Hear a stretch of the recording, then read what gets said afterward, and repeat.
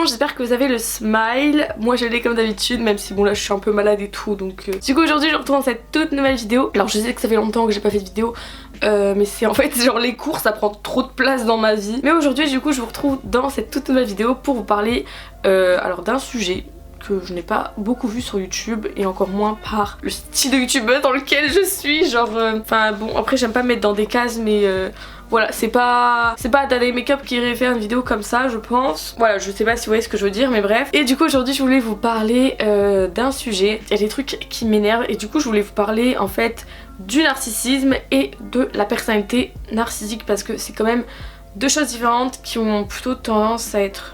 Enfin, qui sont parfois confondues. Beaucoup de gens qui disent « Ah mais elle, machin, elle est narcissique » alors qu'ils savent même pas ce que ça veut dire et sanguine que je suis, bah voilà. Et du coup c'est vrai que bon bah le mot narcissisme, être narcissique, ça a une connotation plutôt négative. On dit souvent ça de quelqu'un, par exemple, bon bah là je vais me regarder que dans le retour caméra, on va se dire « Oh putain celle-là elle est narcissique ». Voilà, un exemple type. Et de plus que dans la société...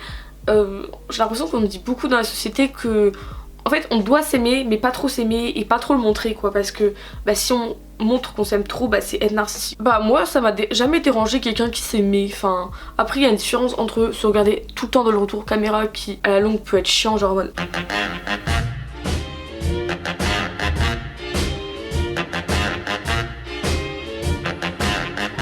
et des trucs comme ça c'est genre juste, enfin pour moi c'est des manières et c'est un peu insupportable des fois, mais il y a une différence entre bah, s'aimer et être maniéré, voilà. En vrai on devrait pas avoir honte de s'aimer parce que bah c'est un peu la base pour être épanoui dans sa vie, hein. Enfin je veux dire si tu t'aimes pas et que t'es tout seul et que personne t'aime bah je pense que bah, la dépression doit être pas loin de toi. Pour vous raconter un peu d'où vient le narcissisme, enfin d'où vient le terme narcissisme, en fait ça vient tout simplement du mythe de Narcisse. En gros Narcisse en fait était le fils d'un nymphe je crois, et en fait un jour il se retrouvait assoiffé, il s'est rapproché d'une clairière et il a vu son reflet à travers celle-ci.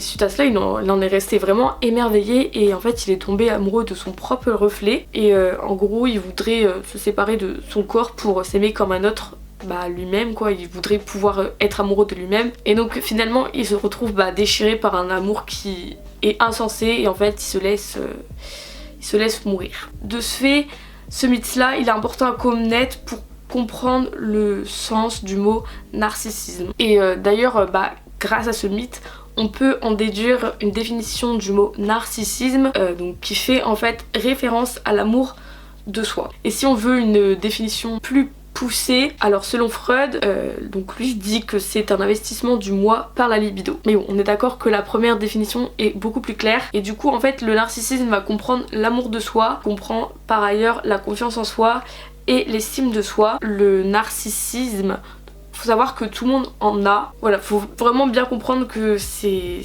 l'amour que l'on porte à soi, donc voilà, on en a tous plus ou moins. Et il faut savoir que donc l'amour de soi en fait est énormément influencé par le climat affectif et éducatif que vous avez eu. Donc si vous avez eu des parents qui étaient très aimants envers vous, vous avez sûrement donc un plus haut amour de vous-même. Par contre si vous avez des carences narcissiques, c'est-à-dire que vous avez manqué d'amour, notamment lors de votre enfance, vous risquez d'avoir un amour de soi, un amour de vous-même pardon, plus restreint, plus fragile. D'ailleurs bon là un truc qui est un peu plus éloigné du sujet, mais bon j'ai lu un livre donc quand même faut que je m'insère dans la vidéo. On peut constater que dans le livre de Freud, l'introduction de narcissisme, donc selon lui, chez les autres en fait on aime ce que l'on est soi, on aime ce que l'on a été soi-même, on aime ce que l'on voudrait être soi-même et on aime la personne qui a été une partie du propre soi, donc par exemple votre mère, puisque elle vous a fécondé, on peut dire ça comme ça. Et donc finalement pour avoir un bon narcissisme il faudrait avoir un juste équilibre entre l'amour que l'on porte à soi et l'amour qu'on porte que l'on porte aux autres. Donc on peut voir d'ailleurs des cas où le narcissisme chez une personne est un problème. Donc par exemple il y a le cas de l'hyper-narcissique. Donc comme c'est dit dans le mot, c'est une personne qui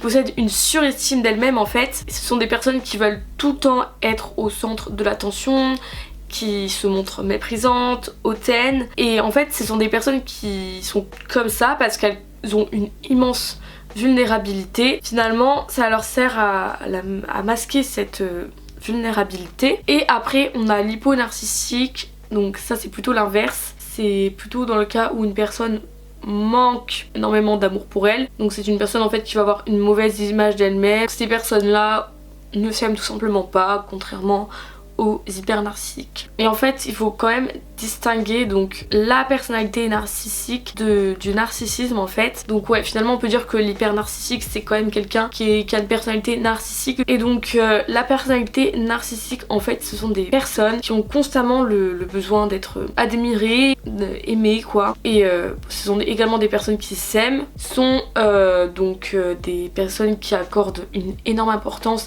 à leur apparence physique. Et également ce sont des personnes qui n'ont pas d'empathie. Donc ça c'est vraiment un trait commun je dirais que ce soit dans les troubles de la personnalité narcissique ou dans la personnalité narcissique.